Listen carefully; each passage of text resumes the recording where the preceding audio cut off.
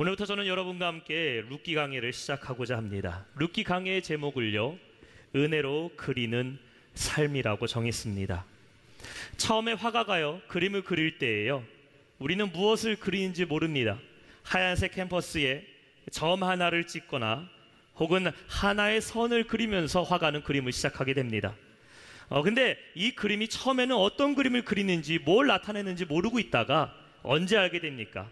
마지막에 완성된 그림을 볼 때에 우리는 진짜 이 그림이 어떤 것을 그렸고 무엇을 나타내고 있는지를 깨닫게 됩니다. 마찬가지로 우리의 삶은 무엇으로 그려낼 수 있을까요?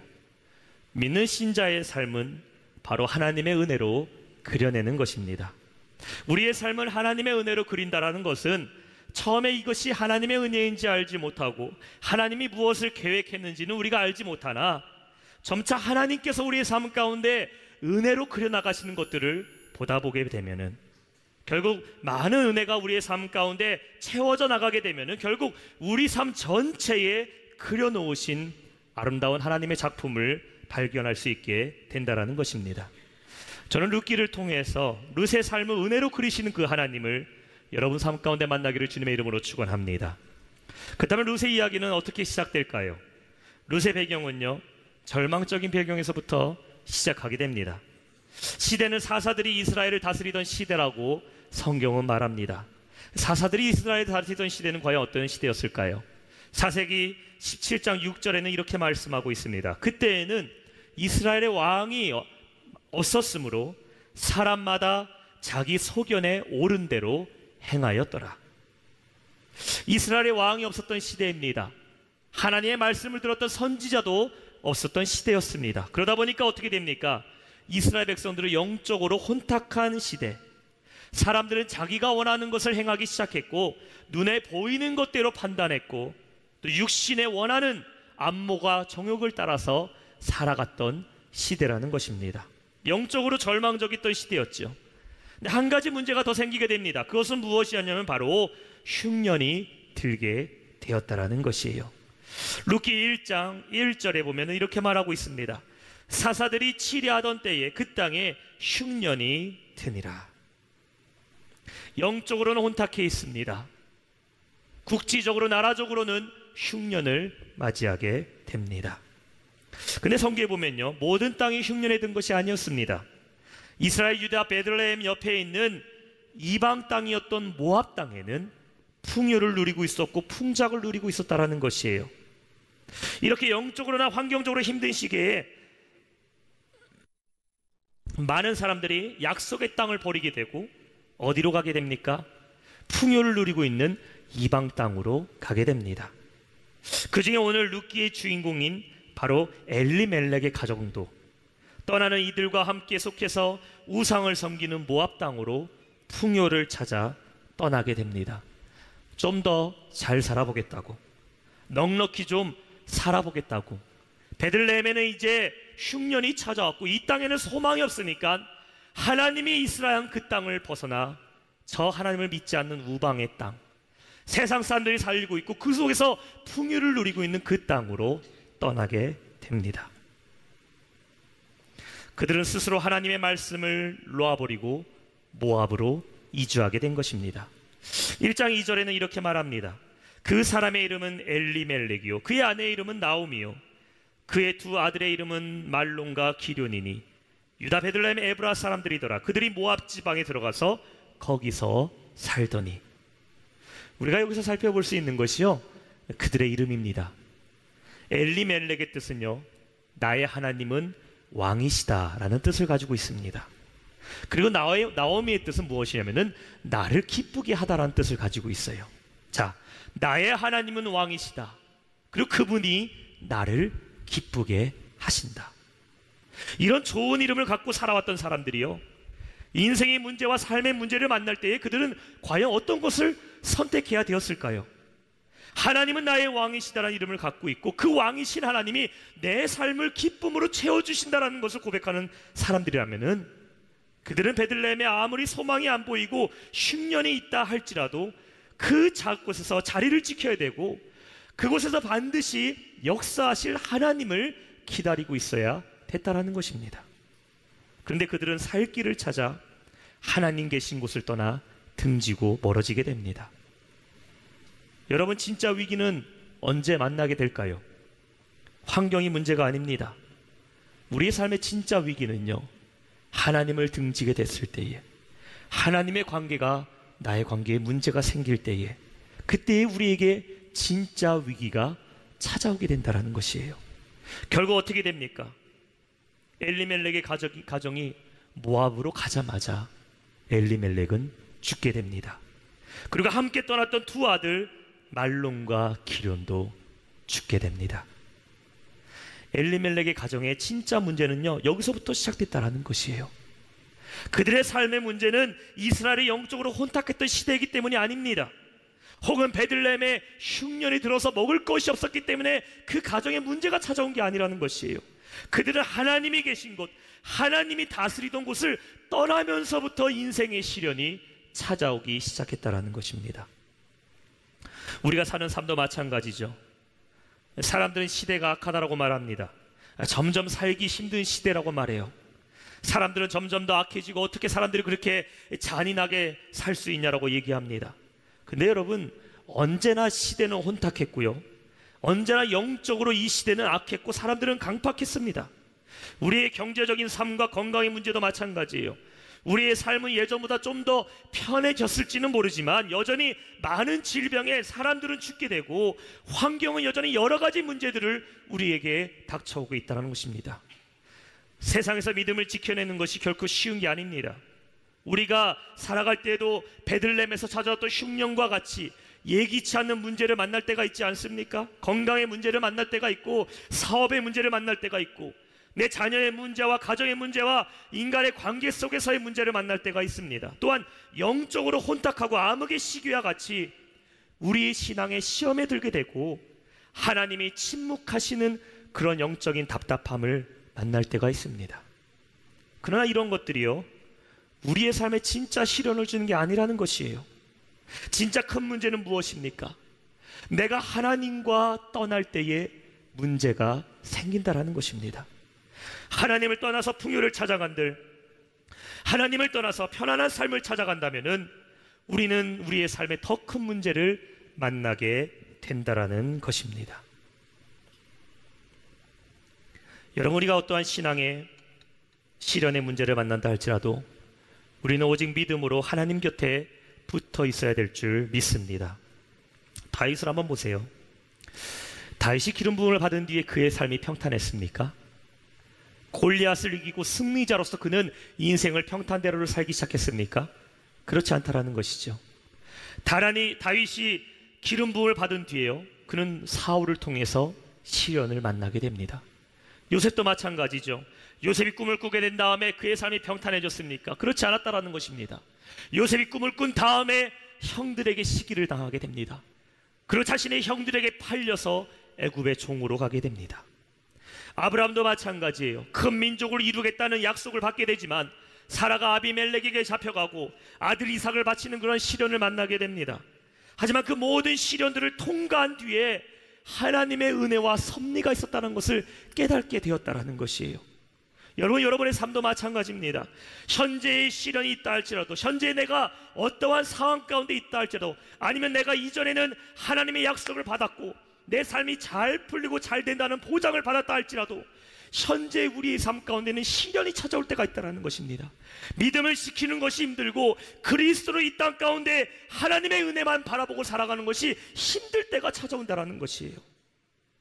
그런데 여러분, 당장 어렵더라도 여러분, 하나님이 계시는 그 자리를 떠나면 안 된다는 것입니다.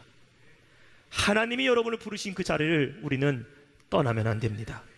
믿음의 자리, 신앙의 자리, 기도의 자리, 사명의 자리를 지키고 있어야 된다는 것이에요. 여러분, 우리가 돌아가야 할 곳이 어디입니까? 우리는 하나님께로 돌아가야 됩니다. 은혜가 있는 곳으로, 여러분을 부르신 그 부르심의 자리로, 하나님의 백성이 머물러야 될 그 삶의 모습으로 돌아가야 될 줄로 믿습니다. 그때 우리 가운데 회복이 일어난다는 것이에요. 하나님을 떠나서 아무리 여러분이 애쓰고요, 아무리 힘써서 살아보려고 해도 더 좋아진다는 보장은요, 어디에도 없습니다. 하지만 우리가 하나님 곁에서 힘들어도 애쓰고 힘쓰고 있냐 한다면은 우리의 삶의 보장은 하나님께서 책임져 주심을 믿으시기 바랍니다. 나오미는 베들레헴으로 돌아갑니다. 그러나 그의 육신만 돌아가는 것이 아니에요. 그의 영은 하나님께로 돌아가고 있습니다. 두 번째는 무엇일까요? 그 하나님의 은혜를 붙잡으라입니다. 베들레헴으로 향해 가다가 문득 나오미는요, 두 며느리에게 이렇게 얘기합니다. 너희는 갈 길을 가라고 얘기합니다. 여러분, 나오미에게 유다는요 고향이었지만 며느리인 오르바와 루세의 고향은요 모압이었습니다. 따라서 그들은 모압에 남아있는 것이 더 편한 것이 될 수도 있고, 이미 남편은 다 죽었기 때문에 시어머니를 모시고 살아야 될 이유도 없었습니다. 따라서 나오미는 고향 유다로 돌아오는 길에서 그들에게 이제 각자 흩어져 너희들이 살던 곳에 가서 원하는 길로 가라고 말하는 것입니다. 그러자 첫 번째 며느리였던 오르바는 나오미에게 입을 맞추고 자기가 갈 길로 떠나게 됩니다. 근데 두 번째 며느리인 룻만 나오미 곁에 남게 됩니다. 여러분, 우리가 볼 때는요 그저 서로 다른 길을 선택해서 간 것 같았지만 그들의 선택에는 큰 차이가 있다는 것을 우리는 성경을 통해 볼 수가 있습니다. 15절에 말하고 있어요. 나오미가 또 이르되 보라, 내 동서는 그의 백성과 그의 신들에게로 돌아가나니 너도 너의 동서를 따라 돌아가라 하니. 오르바는 나오미의 곁을 떠난 것만 말하고 있는 것이 아닙니다. 어디로 갔다고 말하고 있습니까? 원래 자기가 속한 백성에게 돌아갔다고 말하고 있어요. 이것은 그가 세상을 선택하고 세상으로 돌아갔다는 것을 말하고 있습니다. 또 뭐라고 말합니까? 그의 신들에게 돌아갔다고 말하고 있습니다. 모압 자손들이 믿는 우상을 선택했다라는 것이죠. 그는 하나님을 쫓아 살아가기를 포기하고 세상을 따라갔다라는 것입니다. 구원의 기회 앞에서 저주의 모압으로 돌아간 것입니다. 영적인 선택을 한 것이 아니라 육적인 선택을 했다라는 것입니다. 프랑스의 철학자 장폴 샤르트르는 인생은 선택의 연속이라고 얘기했습니다. 매일의 선택의 연속이 인생을 만들어낸다라는 것이에요. 무엇을 선택하는가에 따라서 하루의 삶이 결정되게 되고, 매일매일 내가 선택하는 것이 궁극적으로 한 개인의 삶을 옳은 길로 혹은 잘못된 길로 만들어버린다라는 것입니다. 한 개인의 삶을 옳은 길로 잘못된 길로 가는 것은 한순간의 선택이 결정되는 것이고, 그만큼 선택이 중요하고 선택은 인생의 좌우를 결정한다라는 것입니다. 이미 잘못된 인생의 선택을 해서 모압에서 고통을 당했던 나오미를 보았음에도 오르바는 무엇을 선택하게 됩니까? 또다시 모압 땅을 선택하고 그것으로 돌아갔다라는 것이에요. 여러분, 가장 안타까운 것이 무엇입니까? 출발은 함께 했다라는 것이죠. 모압에서 고통을 함께 당하고 또 그 모압 땅에서 살 길을 다시 찾아서 베들레헴으로 출발할 때에 나오미와 오르바와 룻은 함께 출발했다라는 것입니다. 그들의 출발은 같았어요. 그러나 중간에 멸망의 삶으로 한 명은 돌아가게 됐다라는 것입니다. 여러분, 우리가 하나님의 뜻을 따라 하나님의 은혜에 따라 살겠다고 결심했다면요, 우리는 뒤를 돌아봐서는 안 됩니다. 하나님의 은혜를 끝까지 붙잡고 하나님이 기뻐하시는 길로 걸어가야 될 줄 믿습니다. 세상에서요, 세상의 방식대로 세상 사람들의 생각대로 살아가는 것이 우리에게 익숙할지도 모릅니다. 이 땅에서 살아갈 때에 세상 사람들의 방법을 따라가고 세상 사람들이 하는 일대로 하면은 그것이 정말 지혜로운 길처럼 우리에게 익숙하게 들릴지도 모릅니다. 따라서 하나님의 뜻을 따라 살아간다는 것이, 하나님의 방법대로 살아간다는 것이, 하나님이 주신 은혜만 바라보고 사는 것이 우리에게는 힘들고 어렵게 느껴질 때가 있다는 것이죠. 그러나 우리는 끝까지 하나님의 은혜를 선택하고 하나님의 뜻을 선택하며 살아가야 된다는 것입니다. 여러분, 시작이 반이지만요, 시작이 전부가 아닙니다. 은혜로 시작했지만 멸망으로 끝나는 사람들이 너무나 많이 있고, 은혜로 시작했지만 세상을 쫓아 살아가다가 결국 먼 길을 돌아서 가는 사람들이 많이 있다는 것이에요. 이제 내가 하나님의 은혜만 바라보고 살기로 결단했다면 여러분, 우리는 뒤를 돌아보면 안 된다는 것이에요. 이스라엘 백성들이 광야길을 걸어갈 때에 무엇이 그들의 발목을 잡았습니까? 애굽에서 즐기던 삶이었어요. 애굽에서 먹던 음식들이었습니다. 애굽에서 섬기던 우상들이 그들의 발목을 잡았어요. 그들은 날마다 하나님이 은혜로 내려주실 만나에 뭐라고 얘기합니까? 식상해합니다. 불편해합니다. 이 만나가 가시 같고 맛이 없다고 얘기합니다. 하나님의 인도하심을 바라보지 않고 그들은 우상을 만들게 됩니다. 결국 어떻게 됩니까? 애굽에서 나오기는 했지만 가나안 땅에 들어가지 못하는 불행한 결말을 맞이하게 됐다라는 것이에요. 우리는 어떠한 선택을 해야 됩니까? 우리는 룻이 선택한 길을 선택해야 되는 것입니다. 그렇다면 룻은 무엇을 선택했을까요? 16절에 이렇게 말합니다. 룻이 이르되 내가 어머니를 떠나며 어머니를 따르지 말고 돌아가라 강권하지 마옵소서. 어머니께서 가시는 곳에 나도 가고 어머니께서 머무시는 곳에 나도 머물겠나이다. 어머니의 백성이 나의 백성이 되고 어머니의 하나님이 나의 백성이 되시리니. 룻은 나오미와 함께 하나님의 은혜를 선택하게 됩니다. 여기서부터 룻기의 주인공이요 룻에게 초점 맞추어 그려나가게 됨을 보게 됩니다. 룻의 고백을 한번 보십시오. 어머니의 백성이 나의 백성이 되고 어머니의 하나님이 나의 하나님이 되시리라. 룻은 하나님의 백성에게 하나님만이 나의 하나님을 믿고 붙잡겠다고 고백했다라는 것이에요. 여러분, 룻의 선택은 그냥 이루어진 것이 아닙니다. 룻을 이끌어가는 하나님의 역사가 그 안에 있었다라는 것이에요. 우리의 신앙의 역전이 언제 일어납니까? 우리의 생각과 우리의 능력으로 우리가 바라는 것으로 여러분의 삶의 역전이 일어나는 것이 아닙니다. 하나님의 능력과 하나님의 강력한 인도하심과 그 인도하심이 우리 가운데 임했을 때에 우리가 그것에 적극적으로 반응할 때에 우리의 신앙의 역전이 일어나게 된다라는 것이에요. 오늘 롯에게는 그것이 일어났다라는 것입니다. 롯이 나오미를 붙잡고 있는 것 같지만 여러분 잘 보십시오. 영적으로 하나님이 지금 롯을 붙잡고 계신다라는 것입니다. 축복받는 사람에게는요 축복을 보는 눈이 있어요. 그것을 믿음의 눈이라고 말합니다. 믿음은 남을 보지 못하는 것을 보는 게 합니다. 다 망가져서 더 이상 소망이 없는 것 같고 부셔져 버린 것 같으나 그 속에서 빛을 본 사람은 거기에 하나님의 비밀이 있음을 믿고 붙잡는 사람입니다. 룻은 나오미를 보고 따라간 것이 아니에요. 나오미와 함께 하시는 하나님을 봤다라는 것이에요. 그리고 하나님께서는 나오미뿐만 아니라 모압 자손이었던 룻에게도 하나님의 백성으로 부르시고 룻이 하나님이 되어주심을 보게 되었다라는 것이에요. 따라서 룻의 고백을 하나님이 들어주셨다라는 것입니다. 17절에 그가 이렇게 고백합니다. 어머니께서 죽으시는 곳에 나도 죽어 거기에 묻힐 것이라. 만일 내가 죽는 일 외에 어머니를 떠나면 여호와께서 내게 벌을 내리시고 더 내리시기를 원하나이다 하는지라. 룻은 강력하게 그의 어머니와 떨어지지 않을 것을 고백합니다. 그가 죽어서도 어머니와 함께 해갔다는 것이요. 근데 여러분, 이것은 룻의 효심을 나타내는 것이 아닙니다. 혹은 어머니를 사랑하는 마음을 나타내고 있는 것이 아니에요. 룻의 고백은 무엇을 나타내고 있는 것입니까? 내가 어떠한 일이 있어도 하나님의 백성으로 살 것을 고백하는 것이며 하나님을 섬기겠다고 굳은 결심을 고백하고 있다라는 것이에요. 그에게는 체험이 있었습니다. 내가 모압 땅에서 믿었던 수많은 우상들보다 내 어머니가 믿는 하나님이 참 하나님이란 것을 믿었다라는 것이에요.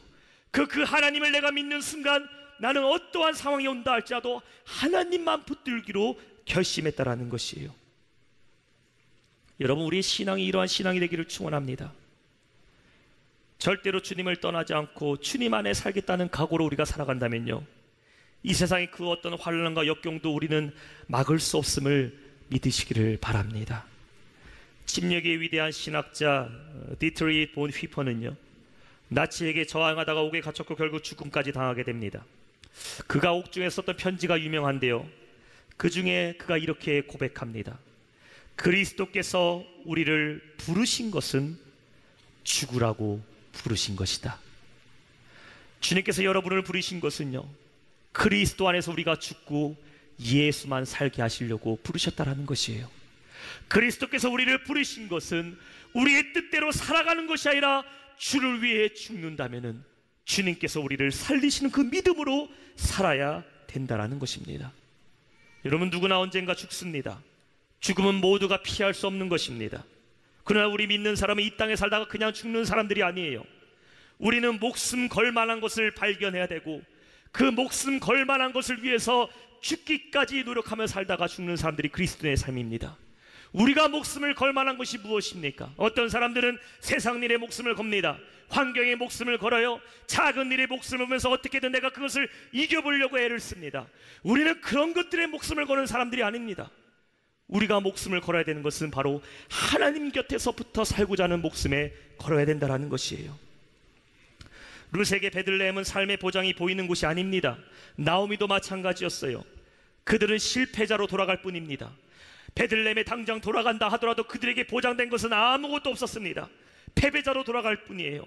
그러나 룻과 나오미는 베들레헴을 본 것이 아닙니다. 그들은 무엇을 봤습니까? 하나님을 봤다라는 것이에요. 하나님의 은혜를 선택했다라는 것입니다.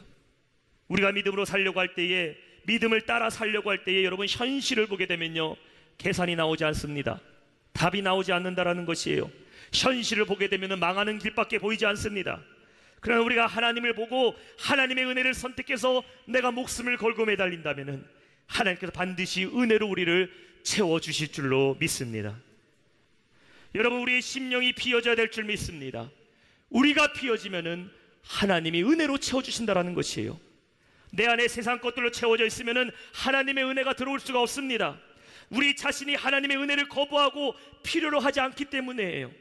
하지만 내가 비우고 세상에서 의지했던 것들에서부터 완전히 내가 비워질 때에 비로소 우리는 하나님의 은혜를 담을 수 있는 그릇으로 준비됨을 믿으시기 바랍니다. 하나님 외의 것들로 채워져 있는 것들이 있다면 여러분 이 시간 그 모든 것을 내려놓고 회개함으로 비우시기 바랍니다. 호세아서 6장 1절은 고백하고 있어요. 오라 우리가 여호와께로 돌아가자. 여호와께서 우리를 찢으셨으나 도로 낫게 하실 것이요 여호와께서 우리를 치셨으나 싸매어 주실 것입니다. 사랑하는 여러분, 하나님께 돌아오면은 은혜로 우리를 채워주심을 믿으시기 바랍니다. 때로는 하나님께서 우리를 치셨으나 우리를 도로 싸매어 주실 하나님이시고, 때로는 우리가 마음이 찢어지고 고통받으나 하나님께서 우리의 모든 고통을 낫게 하실 것입니다. 22절에 말하고 있어요. 나오미가 모압 지방에서 그의 며느리 모압 여인 룻과 함께 돌아왔는데 그들이 보리 추수 시작할 때에 베들레헴에 이르렀더라. 보리 추수가 시작되었습니다. 이제 비어있는 그들의 삶 가운데 보리 추수된 것들로 채워지게 될 것입니다. 또한 무엇이 그들에게 채워지게 됩니까? 비고 비어있던 그들의 영혼에 하나님의 은혜가 채워질 것입니다. 여러분, 비우면요 새롭게 시작할 수 있어요. 지금까지는 여러분의 노력으로, 여러분의 힘으로 채우려고 했었다면 하나님이 비우시면은 하나님이 새롭게 채우시는 걸로 그 은혜로 살아가시기를 축원합니다. 이 보리 추수로 인하여 룻의 인생은 새로운 이야기가 시작됩니다. 우리의 삶을 채우시는 하나님의 은혜를 경험하시는 여러분의 삶이 되시기를 주님의 이름으로 축원합니다. 말씀을 맺겠습니다. 우리는 룻의 시작에서 하나님의 은혜를 볼 줄 알아야 됩니다. 베들레헴으로 다시 돌아오게 하는 것은 나오미와 룻의 의지가 아닙니다. 그들을 돌아오게 하시는 하나님의 은혜를 봐야 될 줄로 믿습니다. 현재 여러분은 어디에 계십니까? 흉년과 기근이 들어있는 베들레헴 땅에 계십니까? 아니면 그 흉년과 삶의 문제를 피해서 하나님이 안 계신 삶, 하나님과 무관한 삶을 살고 있는 모압 땅에 지금 여러분 계십니까? 아니면 이제는 그 모든 것을 잃어버려서 다시 베들레헴으로 하나님 곁으로 돌아오는 걸음 가운데 계십니까? 아니면 하나님께 돌아오기는 했는데 이제는 내 안에 소망도 사라져버리고 희망도 사라져버리고 연약한 육신과 가진 것은 다 잃어버린 비어있는 심령으로 주님 앞에 돌아오셨습니까? 지금 여러분이 어디에 있든지 간에 반드시 기억해야 되는 한 가지가 있어요. 하나님은 여전히 여러분과 함께 하신다는 것입니다. 여러분이 아무리 멀리 떨어져 있다 할지라도 하나님은 여러분을 향한 사랑과 긍휼로 바라보고 계심을 믿으시기 바랍니다. 여러분의 삶에 아무리 모든 것이 가로막혀 있고 문제가 문제를 만나 더 이상 헤어나올 수 없는 슬픔 가운데 있다 할지라도 하나님은 여전히 여러분을 기다리고 계심을 믿으시기 바랍니다. 이제 돌아가는 길 앞에서 주저주저 망설이고 있다 할지라도 하나님은 여러분에게 뚜렷한 음성으로 돌아오라 말씀하신 것을 들으시기를 바랍니다.